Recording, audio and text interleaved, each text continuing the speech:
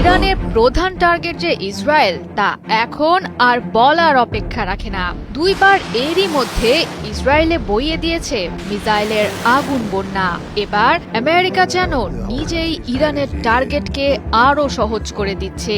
ইরানে হামলা চালাতে আমেরিকার নানা ধরনের বিমান ঝাঁকে ঝাঁকে নামছে ইসরায়েলে।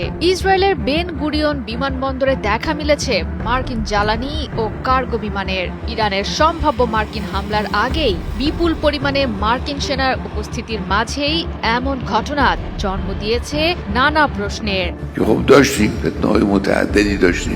আমেরিকার সাথে যুদ্ধ শুরু হলে ইসরায়েলে হামলা চালাতে এক মুহূর্ত ভাববে না ইরান। ইসরায়েলের মাটিতে আমেরিকার উপস্থিতি ইরানকে হামলার নৈতিক ভিত্তি এনে দেবে।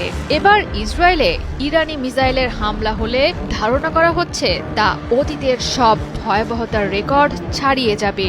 এক্ষেত্রে টার্গেট হবে আমেরিকার ঘাঁটি, যুদ্ধ সরঞ্জাম, একই সাথে ইসরায়েলের যে কোনো অবকাঠামো। ইরানে ইসলামী বিপ্লবের পর থেকেই ইরান ইসরায়েল সম্পর্ক সাপে নেউলে। প্রায় অর্ধ শতক ধরে চড়াই উতরায়ের মধ্য দিয়ে যাচ্ছে ইরান আমেরিকা সম্পর্ক। যে কোনো সময় শুরু হতে পারে যুদ্ধ। বিশ্লেষকরা বলছেন মধ্যপ্রাচ্যের সবচেয়ে বড় মার্কিন বিমান ঘাঁটি কাতারের আল উদেইদ থেকে এসেছে কমপক্ষে দুটি জ্বালানি সরবরাহকারী বিমান, যার মধ্যে আছে জ্বালানি সরবরাহকারী বিমান বোয়িং KC-135 এবং C-17 গ্লোবমাস্টার কার্গো বিমান। তবে এখনও স্পষ্ট নয় বিমানগুলো সাময়িকভাবে স্টপ ওভার হিসেবে এসেছে কিনা। বলা হচ্ছে জ্বালানি ও সরঞ্জাম সরবরাহের জন্য আলোচিত মার্কিন বিমানবাহী নৌযান USS জেরাল্ড আর ফোর্ড ইতিমধ্যেই এসে পৌঁছেছে গ্রিক দ্বীপের ক্রেটা সৌদাবেতে। এই জায়গাটি পরিচিত মধ্যপ্রাচ্য থেকে ইসরায়েল অথবা ইরান যাওয়ার পথে স্টপ ওভার হিসেবে।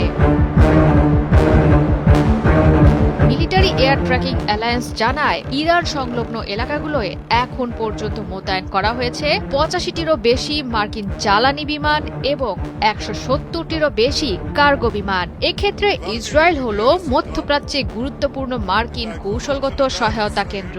ইরানের বিরুদ্ধে যে কোনো পদক্ষেপ নিতে দেশ দুটি একত্রিত হয়েই কাজ করছে, কারণ ইরানের সঙ্গে আলোচনা ব্যর্থ হলে দেশটিকে তছনছ করে দেওয়ার হুমকি দিয়েছে আমেরিকা। দ্রুত যে কোনো হামলা চালানোর জন্য আমেরিকা স্বাভাবিকভাবেই চাইবে বিমান সহ প্রয়োজনীয় সরবরাহ কাছাকাছি রাখার। এক্ষেত্রে নিকটবর্তী বেন গুরিয়ন বিমানবন্দর আমেরিকাকে ভালো স্ট্র্যাটেজিক সুবিধা দেয়। তাছাড়া এখানে মেলে বেশ ভালো এভিয়েশন ও লজিস্টিক সুবিধা।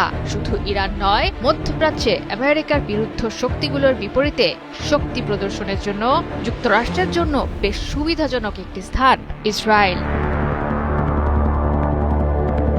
জয়া সরকার, ৭১।